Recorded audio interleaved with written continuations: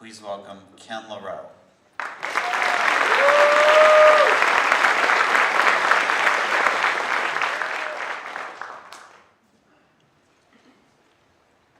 These are my grandbabies, Rhapsody and Arcadian, aka Pookie and Bubby.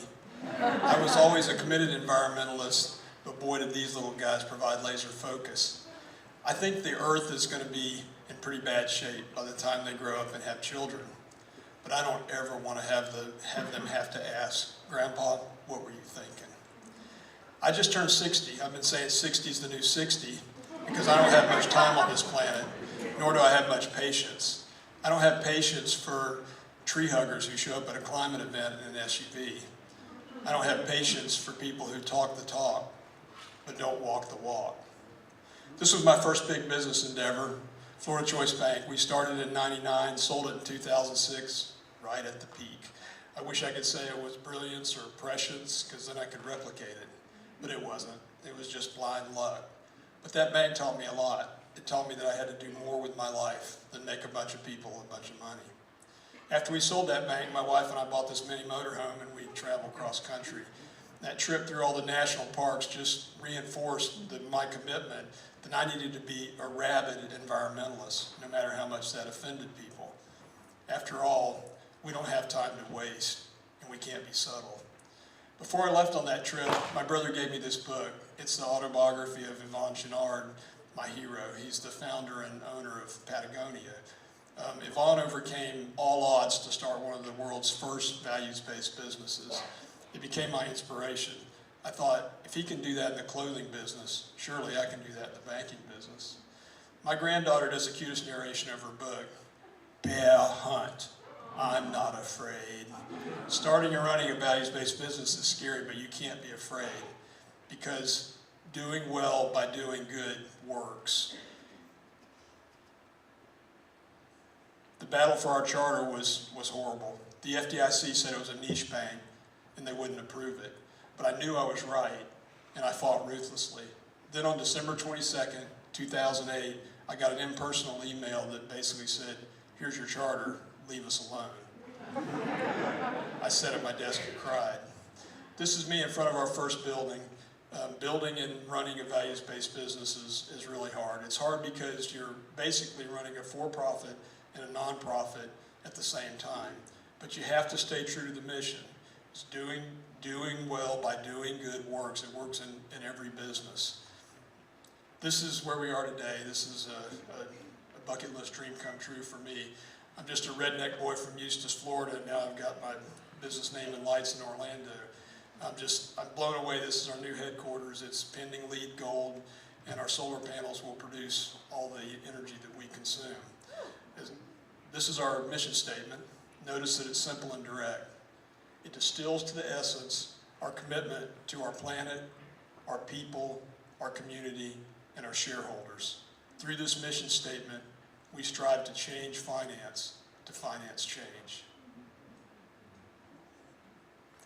This was a real turning point. I'm at my first meeting of the Global Alliance. I'm sitting at a conference table with bank CEOs from around the world.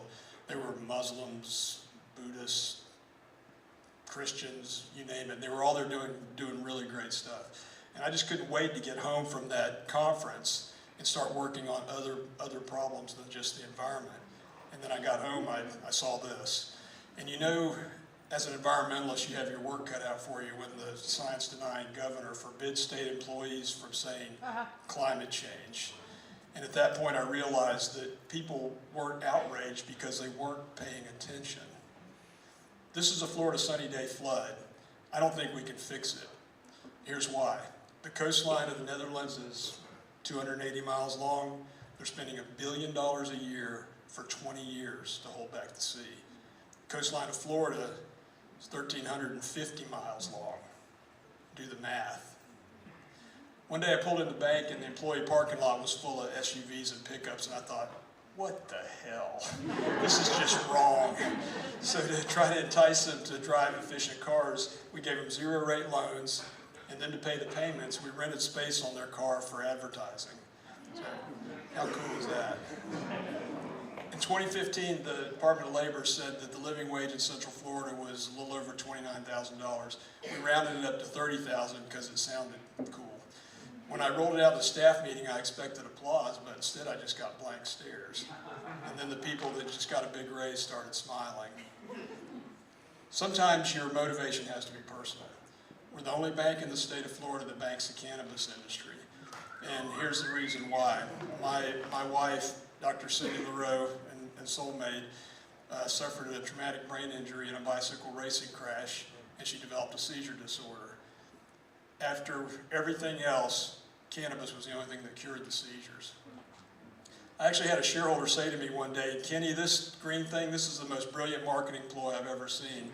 I said, "David, you know that's not why I'm doing this. But the cool thing is, your business will do well by doing good. As this chart shows, we're one of the top performing banks in the state of Florida." It's been said that a capitalist democracy is arguably the best social experiment, the most successful social experiment of all time, but it has no soul. There needs to be something to corral the greed. Take the organic food movement as an example. It wasn't mandated by government. It was through good people voting with your wallet. When we started the bank, we had an environmental mission, but over time, it morphed to include much more. But I sometimes wondered if we haven't tried to do too much, if we shouldn't go back to our roots, because after all, there is no planet B. To paraphrase Yvon Chouinard, global climate change is happening. If we're the cause of any of it, we're also the solution. You have to protect what you love. You have to take action. Don't vote for dumbass climate change denying politicians.